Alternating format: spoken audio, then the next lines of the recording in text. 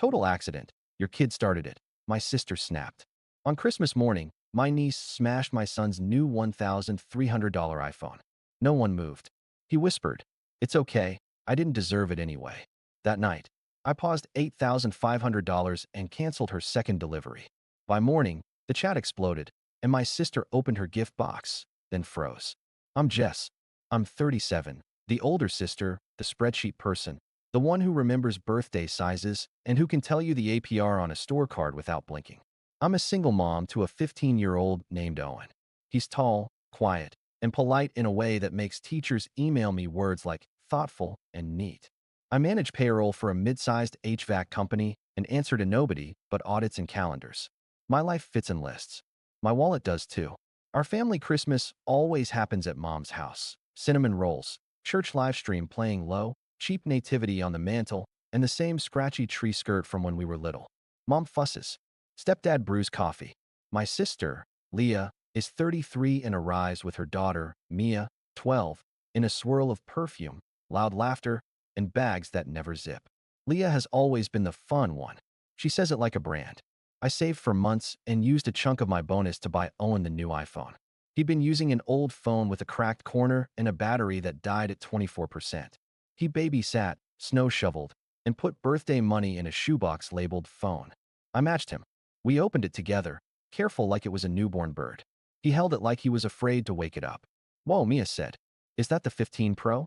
Oh my God." Owen smiled small. "Yeah." He handed it to me so I could put on the case.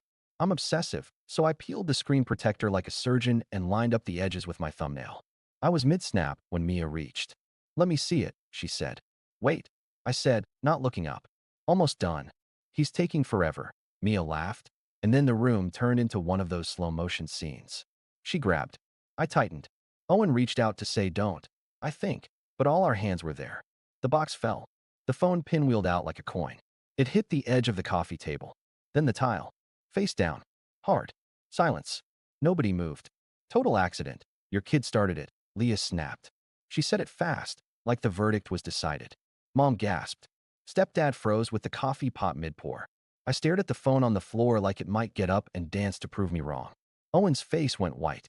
He kneeled and lifted it. The screen was a spiderweb. Tiny glass bits fell into his palm. "It's okay," he whispered. He didn't look at me. I didn't deserve it anyway. I felt that line like a drop through a trapdoor. It was the thing he says when he thinks he's too much or not enough. It's what he says when he avoids asking for seconds at dinner or leaves a new hoodie in the bag for a week. "Don't be dramatic," Leah said, rolling her eyes like she hadn't heard him. "I'm not," Owen said, barely audible. Mia laughed, nervous. "Oops. Accidents happen," Mom said finally, grabbing a towel like she could tidy this up. "We're all together. That's what matters." Owen put the phone back in the box like a body. He wiped his fingers on his jeans. He sat down and stared at his socks. "I can take it to get fixed," I said. My voice sounded like somebody else's voice, too calm. "Apple Care covers." "We'll figure it out," Leah cut in. It's not like she hurled it at the wall. "Your kid grabbed first. Total accident." "It wasn't his fault," I said, sharper. "Okay, but he had it and wouldn't share," Leah said. "We teach sharing at our house." I was putting on the case, I said. "It's fine," Owen said. "I'm fine." He curled his shoulders around himself. He looked like he wanted to disappear into the couch cushion. I looked around. Nobody moved. This wasn't about a phone. It was never about a phone. Leah and I grew up with a mom who worked double shifts and a dad who disappeared after our ninth Christmas. I learned how to pack lunches that didn't get soggy. Leah learned how to borrow and smile and return something almost the same. I learned how to keep a Girl Scout troop's cookie money safe. Leah learned how to get free guacamole. Now I'm the bank sibling, which is a joke that people make when they want money. "Ask Jess," Mom says. She knows numbers. It's half compliment, half warning. I protect my kid. I pay my taxes early. I'm not fancy, but my bills have their own folders. Leah is in an in-between. She left Rob in the spring. "He bored me," she said. What that meant. She moved back to a two-bedroom with the weird floors, works seasonal retail, and picks up gig work. She said she wanted a fresh start. I said, "What's your plan?" She said, "Manifesting." 2 weeks ago, Leah called me crying.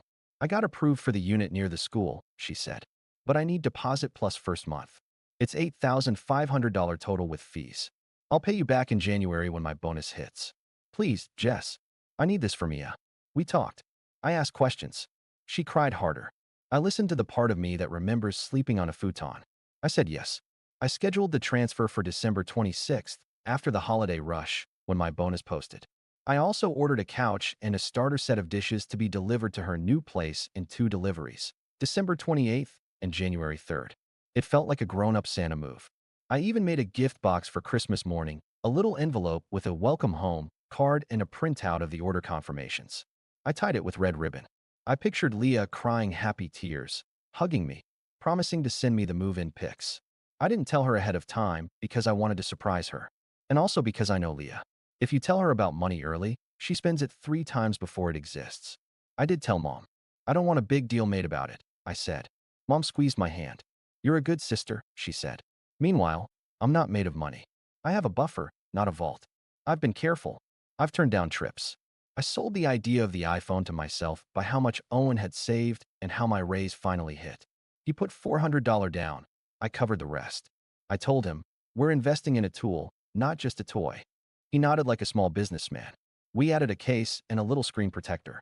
We didn't add AppleCare Plus. We'll be careful, I said. That was my mistake, maybe. Or maybe the mistake was thinking people would be careful with our things. Leah's pattern with Mia is this. Mia is loud, messy, and sweet, and the apology always comes with a shrug. Last summer, Mia took Owen's AirPods because she wanted to know if they fit. We found them under the trampoline after a rain. Accidents happen, Leah said then too.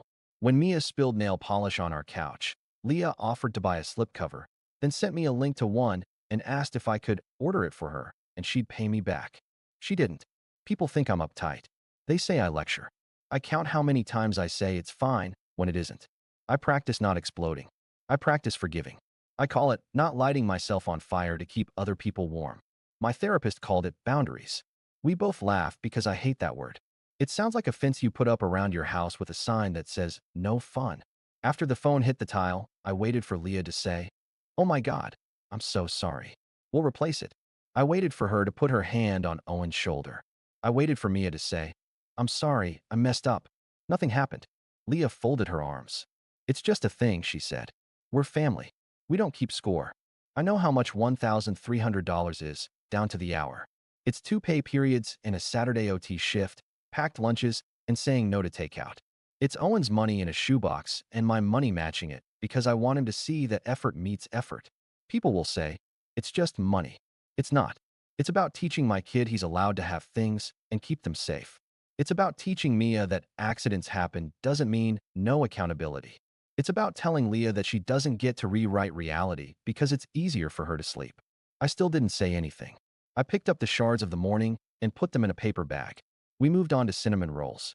Mom made a joke about sugar curing all problems. Stepdad said something about football. Mia made TikToks. Leah scrolled. Owen sat next to me and leaned his shoulder into mine. It's fine, he said again. I looked at his face. It was the face he had when he broke a plate at 5 and cried because he wasted a plate. It was the face from school pictures where he makes himself smaller so other kids don't get mad that he exists. I looked at the gift box I'd brought for Leah, tucked under the tree. Red ribbon. Neat edges. My handwriting that said, for my sister, for your new start. I felt tired like a winter that won't end. We made it through most of the morning on what I guess I'd call politeness fumes. Gifts were opened. Socks, candles, a cheap drone for Mia that hit the ceiling and fell into the tree. We ate ham at 2 p.m. Owen helped Mom in the kitchen. Leah took calls. That's her other pattern. Too busy to focus on a mess she made until it's no longer her problem. I waited. I waited for an apology. I waited for Leah to lean over and say quietly, hey, I'll make this right. I waited for her to show me the part of her that used to hold my hand when we crossed the street. At 3 p.m., while Mom put coffee cups in a line like soldiers, I said, we need to talk about the phone. Leah didn't look up. It was an accident. I know, I said. Accidents still have consequences. She sighed. Jess, seriously? Mia grabbed it, I said, while I was putting on the case. We were telling her to wait. It broke. It's new. I need you to take responsibility. Mia looked up from her phone. I said, oops. That's not an apology, I said, too sharp, and then forced my voice down. I'm not trying to hurt anyone. I'm asking you to acknowledge it and make a plan to fix it. Are you sending me an invoice? Leah said, half laughing like I was absurd. What do you want? A Venmo request with emojis. I want you to say you'll repair or replace it, I said. Leah snorted. With what money? I'm moving this week. Everything is accounted for. Your kid has a phone. It has a crack. Life goes on. The screen is shattered, I said. It's not usable. It was a big purchase. It was a gift. Why are you making this about money? Leah said. It's Christmas. It became about money when you had no respect for what we paid, I said. It became about something else when Owen said he didn't deserve it. Leah rolled her eyes so hard I could feel the breeze. Oh my God. He's 15. He's dramatic. Next you'll say I traumatized him. Mia, do you have something you want to say? I asked, turning to her. She shrugged. Sorry. She said it like a question, like she was reading a sign that said say sorry to move on. Do you mean it? I asked. Leah threw her hands up. Okay, we're done here. I'm not letting you interrogate my kid.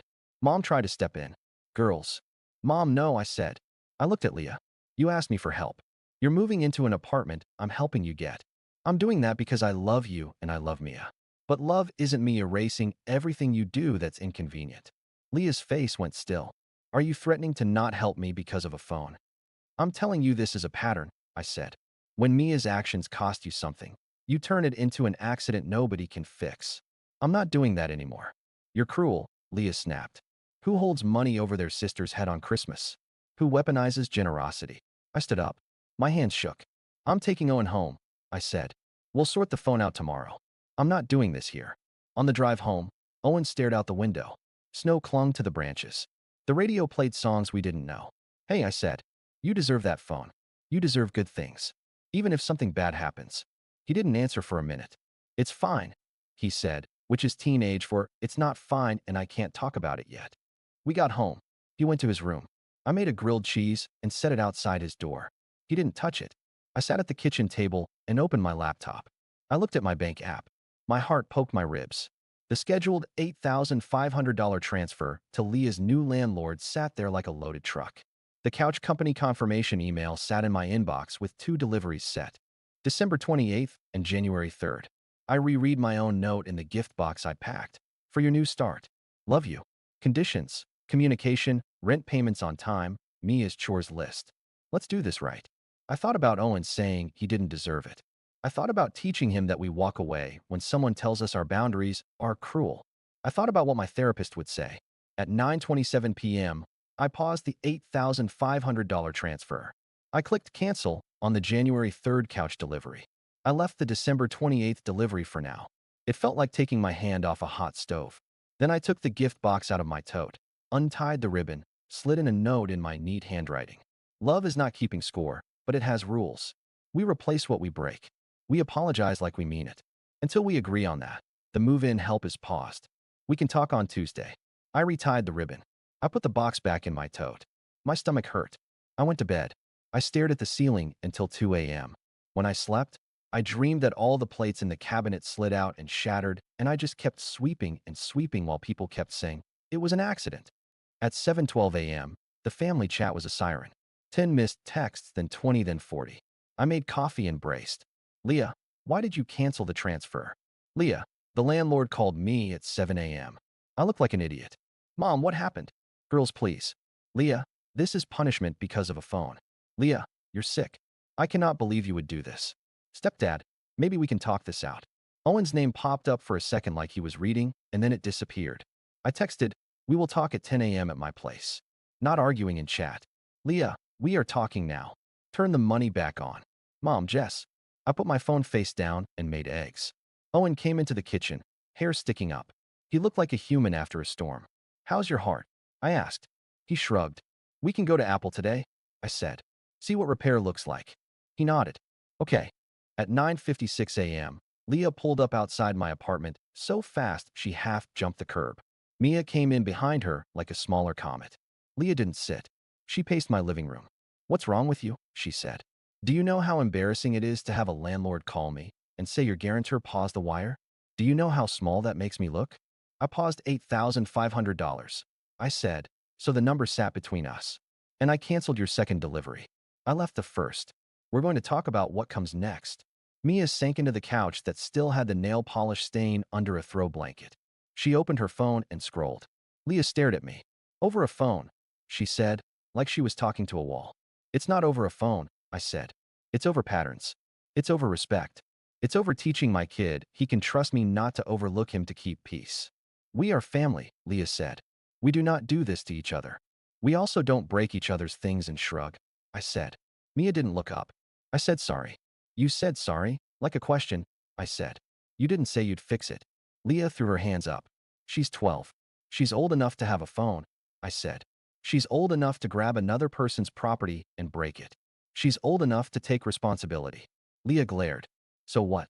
You want her to get a job and pay you? I want you to say, we will make this right, I said. I want a plan.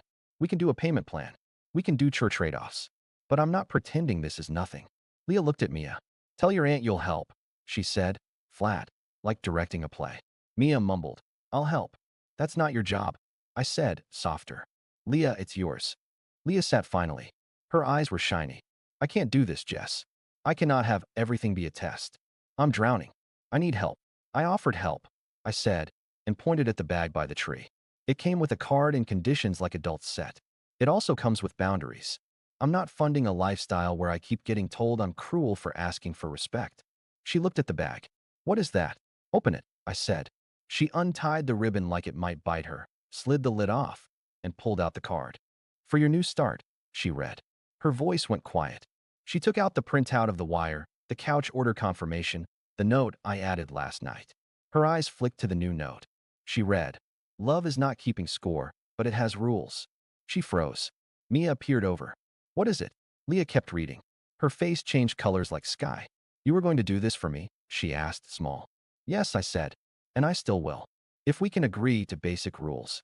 She looked at me like she was seeing me for the first time in months. The rules, I said, are simple. We apologize like we mean it. We replace what we break, even if it's slow. We don't call each other cruel when we ask for accountability.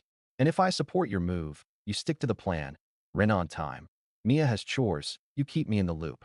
Leah blinked tears into her lashes. You would really do this? I scheduled it, I said. It's paused. Not canceled. The second couch delivery is canceled for now. We can reinstate it. But I won't send $8,500 to a landlord while you tell me I'm a monster for asking you to replace a phone your kid shattered. Leah's face hardened a little again, the bounce back into defense. I can't do $1,300. I can't. I don't have it. I didn't ask for $1,300 today, I said. I asked for a plan. Half now, half in 2 months. Or $200 a month for 6 months.